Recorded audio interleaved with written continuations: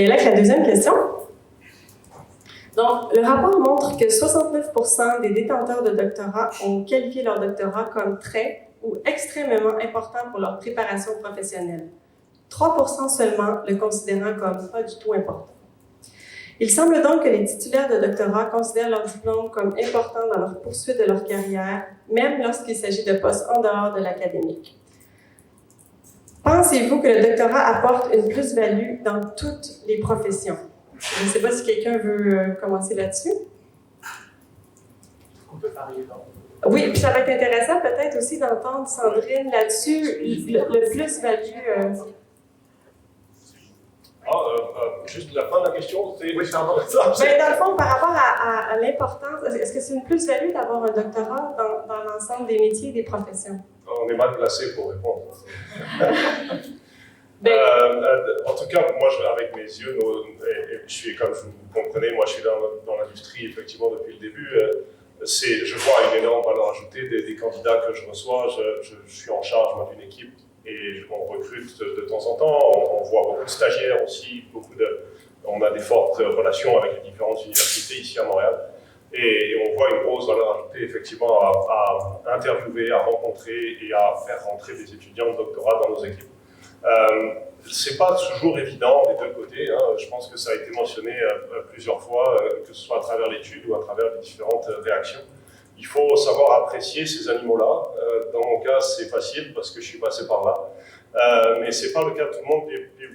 Dans l'industrie, effectivement, le bassin de gens qui ont des études avancées, que ce soit donc doctorat ou même post-doctorat, sont assez limités. Donc les interlocuteurs n'ont pas souvent une bonne compréhension de vos compétences. Je m'adresse à des étudiants ici ou des gens qui sont en train de faire leur doctorat. Donc il faut savoir se valoriser, il faut savoir montrer que vous avez appris à apprendre, qui est pour nous et pour moi la plus grosse valeur ajoutée de voir rencontrer des étudiants de doctorat et de les prendre dans nos équipes, c'est vous avez une totale autonomie d'apprentissage, ce qui est très, très valorisant dans l'industrie. Alors effectivement, toi tu les reconnais parce que tu es passé par là. Nous, on ne vous connaît pas, les recruteurs. Puis en plus, on n'a pas fait de doc. Donc on ne sait absolument pas ce que c'est, vous êtes des bibites. Ça nous fait peur. Puis malheureusement, je vais devoir peut-être, de ce que j'ai vu, en tout cas, je parle d'expérience vécue, on a même demandé quelquefois effectivement à barrer des doctorats sur des CV.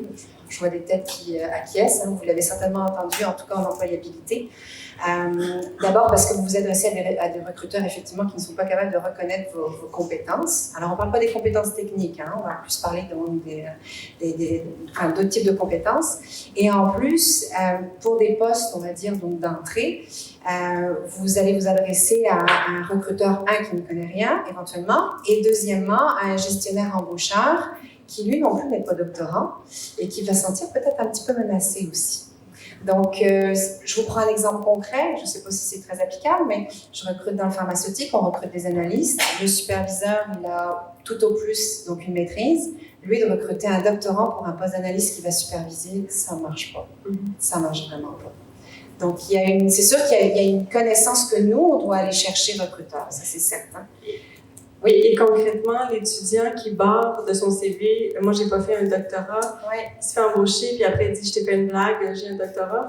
Ben, ça m'est déjà arrivé, puis moi j'avoue que j'ai déjà conseillé aussi d'expliquer très clairement, parce qu'on n'est pas fou non plus, c'est un mensonge, non pas par omission, mais c'est un mensonge qui est accepté à partir du moment où le superviseur effectivement est pas fou, et de se dire en effet je ne t'aurais pas engagé si j'avais vu un doctorat, j'aurais choisi probablement un autre candidat. Donc, c'est une triste réalité. Je suis navrée que vous arrivez avec ce genre de commentaires.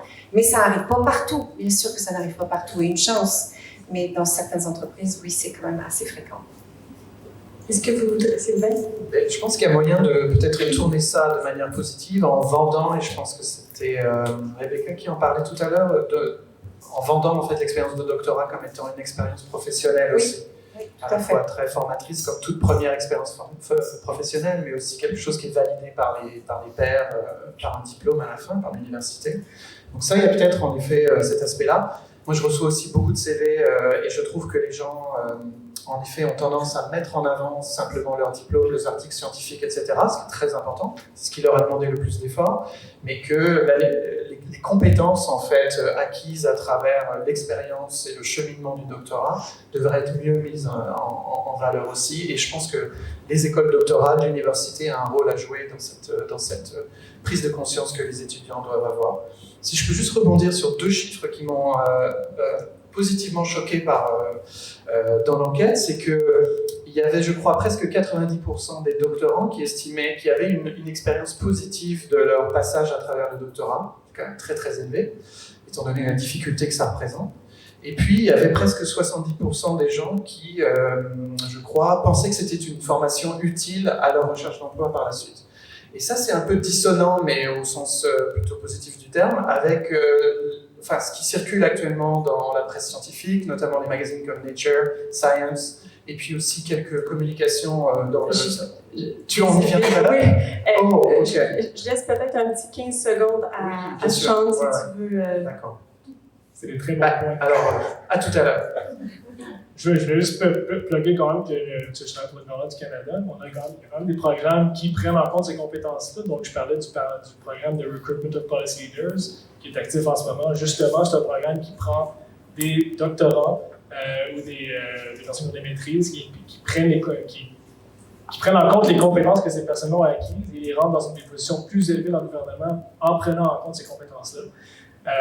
Et si je peux aussi parler des boursiers Mitax. On a beaucoup parlé entre la communauté de boursiers. On travaille beaucoup avec d'autres, on est analystes, on travaille beaucoup avec des analystes qui sont rentrés juste avec des bacs. On est payé la même affaire au début. C'est quand même mieux qu'un postdoc. Mais ce qu'on voit, c'est qu'on avance beaucoup plus rapidement et qu'on apporte beaucoup plus souvent que ces personnes-là au tout début. On rentre comme sur le pied. Il y a l'idée du poste d'entrée, mais ensuite la progression qui se fait probablement plus rapidement dans la carrière.